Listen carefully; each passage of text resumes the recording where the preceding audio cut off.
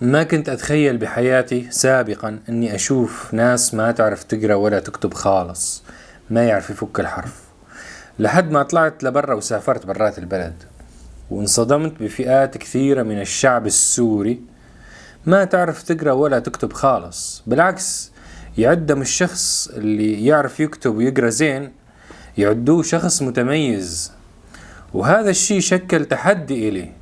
شلون هالناس هاي ما تعرف تقرأ وتكتب ببلد التعليم فيه إلزامي، والطالب المتسرب في حالة تسرب المفروض أنه ينحط أبوه بالسجن؟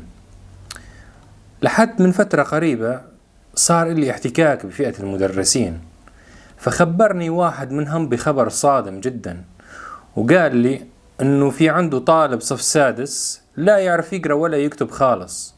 فقلت له طالب صف سادس وما يعرف يقرأ، ما هي ظابطة، شلون نجح ووصل للصف السادس؟